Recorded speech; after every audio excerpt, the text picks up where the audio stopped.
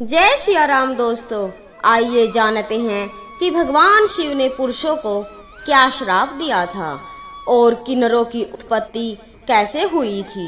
भगवान शिव ने पुरुषों को ऐसा क्या श्राप दिया जिससे वे किन्नर बन गए। तो आइए जानते हैं आज इसके बारे में।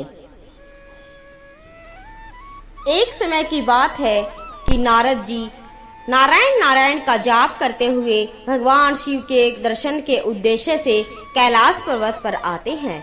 फिर देव ऋषि नारद को देखकर भगवान शिव कहते हैं कि हे नारद, आज अचानक किस कारण से कैलाश पर तुम्हारा आगमन हुआ है। अवश्य ही कोई विशेष कार्य होगा जिसे भाग बनाकर तुम यहाँ पर आए हो। फिर नारद जी कहते हैं कि हे भोलेनाथ, आप तो अंतर्यामी हैं, आप तो कण कण में वास करते हैं, भला आपसे कोई बात कैसे छिपी रह सकती है। फिर भगवान शिव कहते हैं कि हे नारद, मैं अवश्य जानता हूँ तुम्हारे मन में क्या चल रहा है, इसलिए तुम्हारे मन में जो भी शंका है निसंकोच होकर पूछ लो, मुझे तुम्हारी शंका का समाधान करके खुशी होगी। तब नारद जी कहते हैं कि हे प्रभु, ब्रह्मदेव ने सृष्टि की रचना करते समय स्त्री और पुरुष का निर्माण किया था और दोनों को ही एक दूसरे के पूरक बनाया था, किंतु हे प्रभु, किन्नरों की उत्पत्ति कैसे हुई जो ना पूर्ण रूप से पुरुष है और ना ही स्त्री है। फिर भगवान शिव कहते हैं, हे देव ऋषि नारद, तुमने उचित ही प्रश्न किया है। तुम्हारे इस प्रश्न का उत्तर पूरे मानव जाति के कल्याण के लिए है, इसलिए मैं आज तुमको एक छोटी सी कथा सुनाऊंगा, जिससे इस कथा के माध्यम से तुम्हें तुम्हारे सभी प्रश्नों के उत्तर मिल जाएंगे। फिर देव ऋषि नारद कहते हैं, हे प्रभु, मैं इस कथा को पूरे ध्यान से सुन रहा हूँ, कृपया आप मुझे इस कथा को सुनाइए।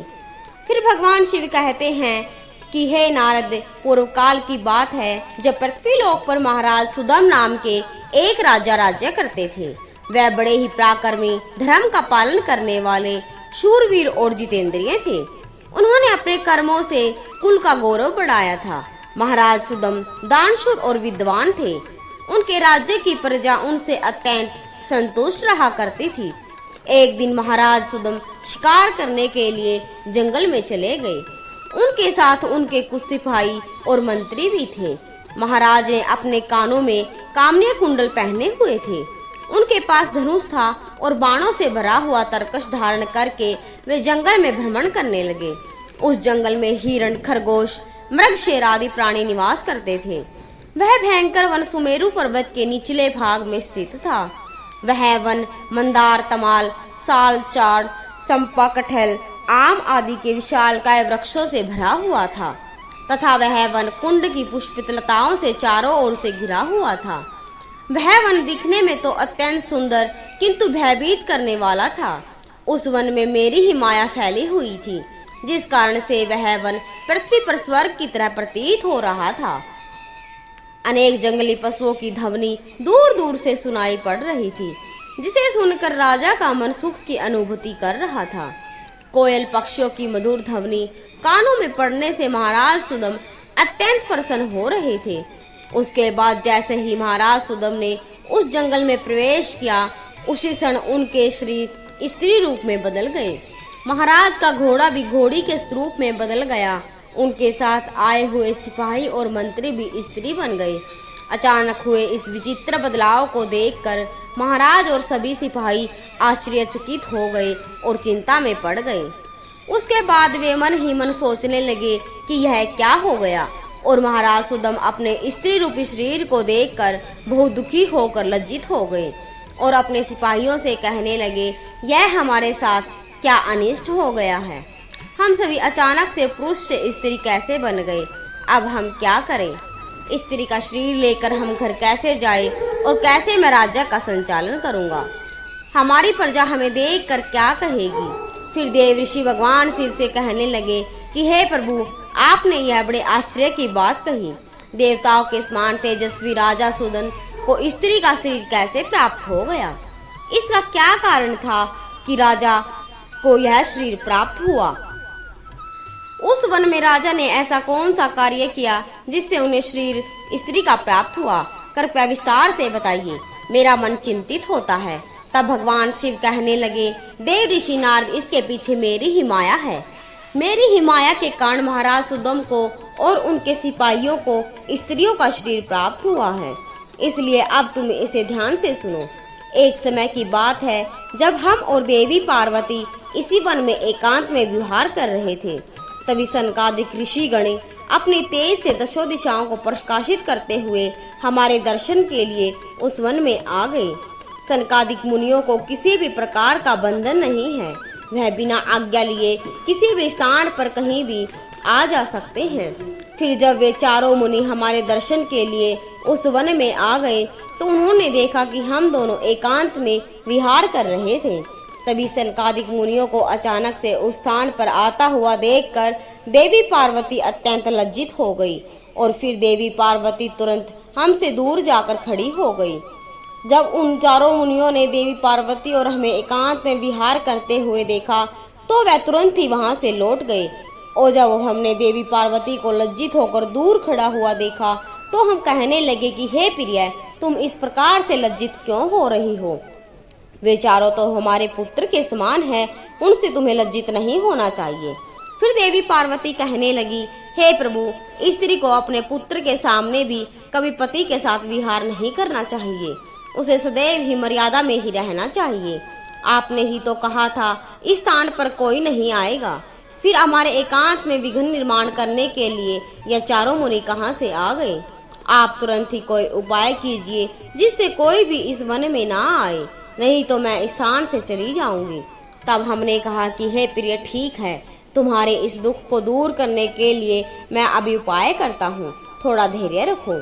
फिर भगवान शिव कहते हैं कि हे प्रिय, आज से इस वन में कोई भी पुरुष भूल से भी नहीं आएगा, और यदि किसी कारणवश जो कोई भी आए वह तुरंत ही स्त्री हो जाएगा।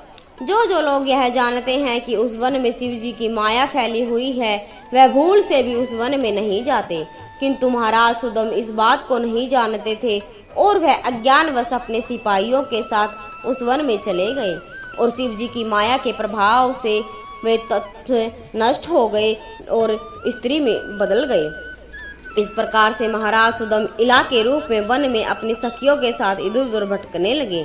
फिर एक दिन वह सभी वन में सुंदर जलाशय के पास खेल रहे थे। उसी समय चंद्रमा के पुत्र बुध उसी स्थान से गुजर रहे थे, जिससे अनेक स्त्रियों के साथ भ्रमण करते हुए उसे युवती इला को देखकर चंद्रमा के पुत्र बुध उसे पर मोहित हो गए। उसे इला के सुंदर और मनमोहक रूप को देखकर बुध जी मंत्रमुग्ध हो गए और उसी क्षण उसके मन में उसे इला को पाने की इच्छा प्रकट हो गई। जब इला ने भी बुद्ध जी का सुंदर रूप देखा तो वह भी बुद्ध जी पर मोहित हो गई और उन्हें अपना पति बनाने के लिए व्याकुल हो गई। इस प्रकार से इला और बुद्ध दोनों ने एक दूसरे को देखकर अपना प्रेम प्रकट किया और परस्पर अनुराग के कारण उन दोनों ने विवाह कर लिया। और कुछ दिनों के बाद इला के गर्भ से एक संतान उत्पन्न हुए जिसका नाम पूर्वा रखा गया, जो आगे चलकर चक्रवर्ती सम्राट हुआ और पुत्र को जन्म देने के बाद भी वह इला इस वन में ही रहने लगी। फिर एक दिन इला अपने पहले के पुरुष रूप को याद करके चिंता करने लगी। तभी उसने मुनिश्रेष्ठ वशिष्ठ जी का स्मरण किया। फिर इला के द्वारा स्मरण करने पर मुनिवर वशिष्ठ जी उस स्थान पर प्रकट हुए और मुनि वशिष्ठ भी इला से कहने लगे, हे देवी, आप किस कारण से दुखी हैं? यदि कोई गोपनीय बात हो तो तुम मुझे तुम्हारे दुख का कारण बताओ। तब वह इला वशिष्ठ जी से कहने लगी, हे मुनिवर, इस वन में आने से पहले मैं एक पुरुष था, मेरा नाम सुदन था, किंतु इस वन में आते ही मेरा शरीर स्त्री का बन गया है। ऐसा किस कारण से हुआ है, कृपया मुझे बताइए। तब मुनि वशिष्ठ जी कहने लगे कि हे इला, शायद तुम नहीं जानती हो, क्योंकि इस वन में भगवान शिव की माया फैली हुई है। उन्होंने इस वन को ऐसा श्राप दिया है कि जो भी पुरुष इस वन में आएगा वह स्त्री बन जाएगा, इसलिए तुम्हें इस वन में आते ही स्त्री का शरीर प्राप्त हुआ है। फिर वह इला से कहने लगे, हे मुनिवर, कृपा करके मुझे कुछ उपाय बताएं जिससे कि मेरा पूर्वत शरीर प्रदान हो सके, ताकि मेरी प्रजा मेरे बगैर दुखी ना हो और मैं ऐसी हालत में अपने राज्य में नहीं लौट सकती, मैं बहुत लज्जित हूँ। फिर मुनि वशिष्ठ जी ने इलाज रूपी महाराज सुदम की ऐसी अवस्था देखी नहीं गई, जिससे वशिष्ठ जी कहने लगे, इला, तुम चिंता मत करो, मैं भगवान शिव से प्रार्थना करके तुम्हारी सहायता करूंगा। तब वशिष्ठ जी ने इस स्थान पर समस्त लोगों का कल्याण करने वाले मेरी ही आराधना करना आरंभ किया। फिर हम वशिष्ठ जी की आराधना से अत्यंत प्रसन्न हुए और साक्षात उन्हें दर्शन दिए और कहने लगे कि हे मुनिवर, मैं आपकी भक्ति से अत्यंत प्रसन्न हूँ। आपको जो भी मनवांछित वर चाहिए उसे मांग लो। तब वशिष्ठ जी हमसे कहने लगे कि हे प्रभु, आपके दर्शन से मेरा व्रत सफल हुआ। और फिर कहने लगे, हे भोलेनाथ, मेरी बस यही कामना है कि आप मेरे शिष्य महाराज सुदम को पुनः पुरुष बना दीजिए। फिर हमने कहा कि हे मुनिवर, मेरी ही माया के कारण सुदम को स्त्री का शरीर प्राप्त हुआ है, इसलिए मैं ही इसे पुरुष का शरीर प्रदान करता हूँ। फिर राजा सुदम 1 मास के लिए पुरुष बने रहेंगे और 1 मास के लिए स्त्री बने रहेंगे। इतना कहकर हम उस जगह से अंतर्ध्यान हो गए। इस प्रकार वशिष्ठ जी की कृपा से और मेरे आशीर्वाद से महाराज सुदम को 1 मास के लिए पुरुष का शरीर प्राप्त हुआ और वह अपने राज्य में लौट गए और सुखपूर्वक राज्य करने लगे। फिर जब महाराज पुरुष के रूप में होते तो वह अपने नगर में जाकर राज्य किया करते थे, और जब वह 1 मास के लिए स्त्री के रूप में होते तो वह वन में आकर ही रहने लगे। इस तरह से महाराज के ऐसे विचित्र व्यवहार से उनकी प्रजा त्रस्त हो गई और वे पहले की तरह महाराज सुदम का सम्मान भी नहीं करती थी, जिससे प्रजा के मन में तरह तरह के सवाल उत्पन्न होने लगे। फिर इधर महाराज ने स्त्री के रूप में रहते हुए बुध से जो उन्हें पुत्र प्राप्त हुआ था, जिसका नाम पूर्वा था, वह जवान हो गया। तब महाराज सुदम ने उसे अपना राज्य सौंप दिया और वह सदा के लिए वन में रहने के लिए चले गए।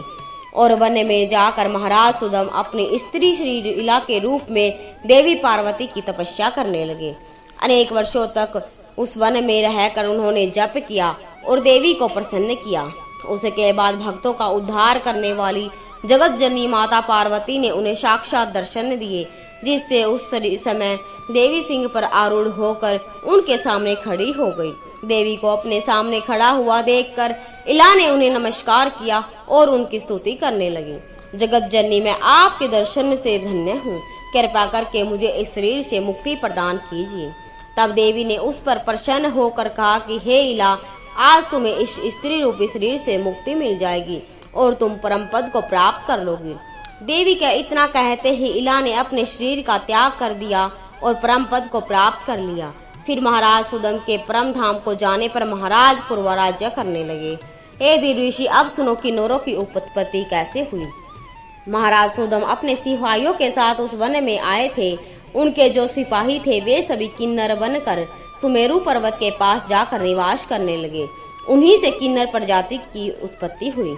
आपने किन्नरों के बारे में तो बहुत सुना होगा कि एक बार यदि यह किसी के सर पर हाथ रख दे तो उसकी सोई हुई किस्मत जाग जाती है, और यही वजह है कि किसी भी अच्छे काम से पहले इन्हें नाच गाने के लिए आमंत्रित किया जाता है, जहां पर जाकर ये अपना आशीर्वाद लोगों को देते हैं। तो दोस्तों, आशा करते हैं कि आज की वीडियो आपको पसंद आई होगी। अगर वीडियो पसंद आए तो वीडियो को लाइक और चैनल को सब्सक्राइब जरूर करें। जय सिया राम, जय श्री कृष्ण।